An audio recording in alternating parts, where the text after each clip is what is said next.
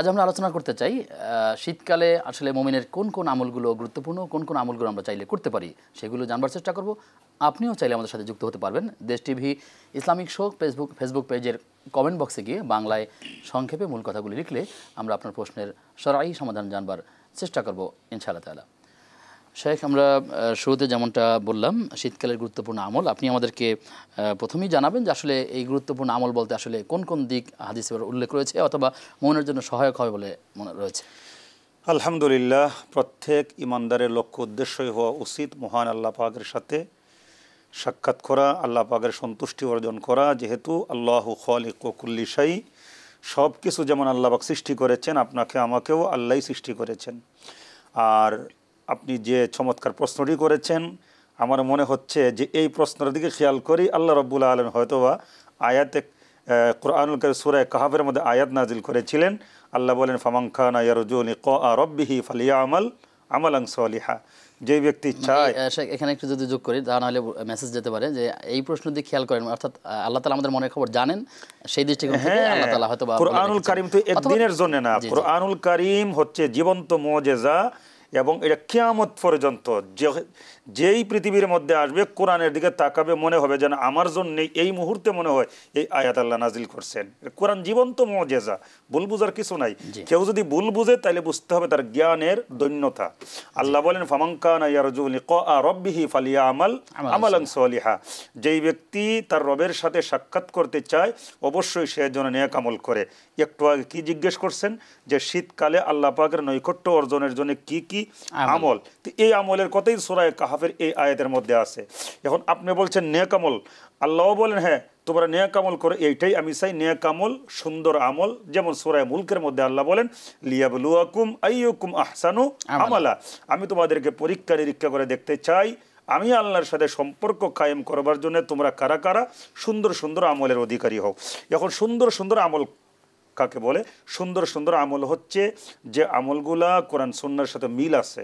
আমাদের মধ্যে অনেক ভাইয়েরা আছে যারা আজগুবি মন গড়াভাবে কিছু আমল তৈরি করে নেয়, জিজ্ঞেস করলে আমল তো ভালো, আরে ভালো মানেই এটা কোনো নেক আমল না।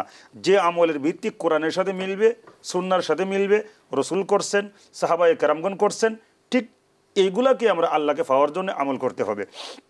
এখন আসেন সবচাইতে সুন্দর আমল যেটা আমি মনে করি, যেহেতু বিশ্ববাসীর জন্য বিশ্বনন্দিত সংবিধান আল্লাহ রাব্বুল আলামিন কুরআনুল কারীম নাজিল করেছেন, সর্বক্ষণ আমাদের কুরআনুল কারীমের সাথে সম্পর্ক রাখতে হবে।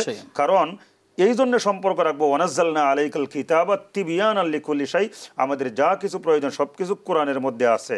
এরপরে আমল করব এই উদ্দেশ্যে আমার আল্লাহকে স্মরণ করা। আল্লাযীনা ইয়াযকুরুনাল্লাহা কিয়ামা ওয়া কুউদা ওয়া আলা জুনুবিহিম, আমি দাঁড়িয়েও আমার আল্লাহকে স্মরণ করব, বসে বসেও আল্লাহকে স্মরণ করব এবং আমি শুয়ে শুয়েও আল্লাহকে স্মরণ করব। আমি যদিও এই আয়াতের মধ্যে নামাজের ব্যাখ্যা আসছে, কারণ যখন মানুষ দাঁড়িয়ে নামাজ পড়ে সক্ষম, দাঁড়িয়ে সক্ষম না হলে, এই বিবরণ তো শীত এবং গরম উভয়ের জন্য, শীতকালে স্পেসিফিক যদি আমাদেরকে জানান, বিশেষ করে রোজা কিংবা রাতের সালাত, রাত তো অনেক লম্বা হয়। হ্যাঁ, আমরা রাত্রটা এখন অনেক লম্বা, আলহামদুলিল্লাহ পর্যাপ্ত পরিমাণ ঘুমানো যায়। তো আমরা ফজরে 1 ঘন্টা আগে অবশ্যই উঠে যাব। উঠলে কি হবে, একদিকে আমরা তাহাজ্জুদ পড়তে পারবো, আর তাহাজ্জুদ পড়ার পরে ফজর। আর তাহাজ্জুদের ব্যাপারে আল্লাহর হাবিব বলেছেন, আফজালুস সলাতি বাদাল ফারিজতি সলাতুত তাহাজ্জুদ বা সলাতুল লাইল, যে ফরজ নামাজের পরে সর্বশ্রেষ্ঠ সলাত আল্লাহর কাছে যেইটা দামি সেটা হচ্ছে সলাতুত তাহাজ্জুদ। আর এই সময়টা এমন একটা গুরুত্বপূর্ণ সময়, আল্লাহ রাব্বুল আলামিন দুনিয়ার নিকটবর্তী আসমানের মধ্যে এসে বলেন, ইয়াকুলু মাইয়াদউনি ফাস্তাজাবা লাহু, কে আসো আমাকে ডাকবে, ডাকো আমি তোমাদের আহ্বানে সাড়া দিব। মাইয়াস আলুনি ফাআতিয়াহু, কার কি প্রয়োজন আমার কাছে চাও আমি তোমাদেরকে দিব। মাইয়াস্তাগফিরলি ফাআগফির লাহু, কে গুনাহ করেছো, সীমা লঙ্ঘন করে ফেলেছো, চিন্তার কোনো কারণ নাই, আমার কাছে ক্ষমা চাও আমি তোমাদেরকে মাফ করব। তো আমরা নেক আমল করব কেন? আল্লাহকে সন্তুষ্ট করবার জন্যে। এবং নেক আমল করব কেন? আমরা মাঝে মাঝে গুনাহের সাথে সম্পৃক্ত হয়ে যাই, নেক আমলের বরকতে যেন গুনাহ থেকে আমরা মুক্ত হতে পারি। নেক আমল কিন্তু অনেক সময় গুনাহের কাফারা হয়ে যায়। যেমন আল্লাহ রাব্বুল আলামিন বলেন তোমার তওবা করো। হ্যাঁ, আমরা আরেকটা নেক আমল বেশি বেশি করে আমরা তওবা ইস্তেগফার করতে পারি। যেমন আল্লাহ নিজে বলছেন কিছু কিছু নেক আমল এমন যা আল্লাহ নিজে বলছেন তুমি করো।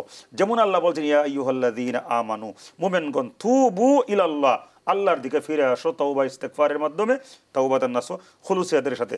আসা রব্বুকুম আইয়ুকাফিরা আনকুম সাইয়্যাতিকুম, ওই যে একটু আগে বলছিলাম অনেক সময় নেক আমল কিন্তু গুনাহের কাফারা হয়ে যায়। আল্লাহ বলে তুমি যদি তওবার মতো তওবা করতে পারো, যদি আমি আল্লাহকে সন্তুষ্ট করে ফেলতে পারো, আমি আল্লাহ যদি খুশি হয়ে যাই, তাহলে এই তওবার বরকতে আমি শুধু তোমাকে মাফই করব না, বরং তোমার এই তওবাটাকে আইয়ুকাফিরা আনকুম সাইয়্যাতিকুম, তোমার যে মন্দ কাজগুলো আছে তওবার বরকতে মন্দগুলা আমি নেক আমল দিয়ে পরিবর্তন করে দিব। আল্লাহ তাআলা আমাদেরকে তওবা করার তৌফিক দান করুন।